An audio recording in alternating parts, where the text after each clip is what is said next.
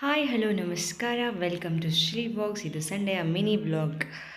ಇವತ್ತು ವೀಕೆಂಡ್ ಆಗಿರೋ ಕಾರಣ ಸಾಯಂಕಾಲ ಎಲ್ಲಾದರೂ ಆಚೆ ಹೋಗೋಣ ಅಂತ ಹೇಳಿಬಿಟ್ಟು ನಾವು ಸ್ಟಾರ್ಟ್ ಆಗಿಬಿಟ್ಟು ಅಲ್ಲಿಂದ ನಾವು ಹೋಗಿದ್ದೆ ಈಶಾ ಫೌಂಡೇಶನ್ಗೆ ಹೋಗೋ ದಾರಿಯಲ್ಲಿರುವ ಕಲ್ಯಾಣಿ ಊಟ ಅನ್ನೋ ರೆಸ್ಟೋರೆಂಟ್ಗೆ.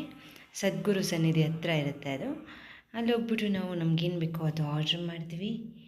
ನಾನು ತಗೊಂಡಿದ್ದು ಪೋಡಿ ದೋಸೆ. ನಮ್ಮ ಯಜಮಾನರು ನನಗೇನು ಬೇಡ, ವಡೆ ಸಾಕು, ಉದ್ದಿನ ವಡೆ ಸಾಕು ಅಂತಂದರು. ಅದಕ್ಕೋಸ್ಕರ ಅವರು ಉದ್ದಿನ ವಡೆ ತೊಗೊಂಡ್ರು. ಎಲ್ಲ ಕಡೆ ತುಂಬ ಹೈಜೀನ್ ಮೇಂಟೈನ್ ಮಾಡಿದರು. ತುಂಬಾ ನೀಟಾಗಿತ್ತು ಏರಿಯಾ ಫುಲ್ಲು. ಕೊನೆಗೂ ನಮ್ಮ ಆರ್ಡ್ರ್ ಬಂತು ನಾವಿರೋ ಕಡೆಗೆ.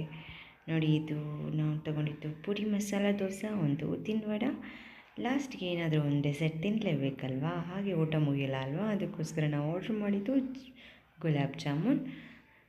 ಫೈನಲಿ ಬಂದು ನಾವು ಊಟನ ಟೇಸ್ಟ್ ಮಾಡೋ ಟೈಮ್ ಆಯಿತು. ದೋಸೆ ಅಂತೂ ಎಕ್ಸಲೆಂಟ್ ಆಗಿತ್ತು. ಪುಡಿ ಮಸಾಲ ದೋಸೆ. ನಮ್ಮ ಯಜಮಾನರು ರೇಗಿಸ್ತಿದ್ರು. ಆಚೆ 60 ರೂಪಾಯಿ, ಇಲ್ಲ ಆದರೆ 120 ರೂಪಾಯಿ ಅಂತ.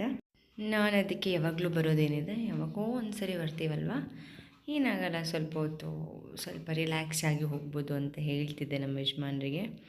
ಅಷ್ಟರಲ್ಲಿ ನಮ್ಮಿಬ್ಬರದು ತಿಂದಿದ್ದು ಮುಗೀತು. ತುಂಬಾ ಚೆನ್ನಾಗಿತ್ತು ಪ್ಲೇಸು, ಮಕ್ಳು ಆಡೋದಕ್ಕೆ ಎಲ್ಲದಕ್ಕೂ ಸಖತ್ತಾಗಿತ್ತು.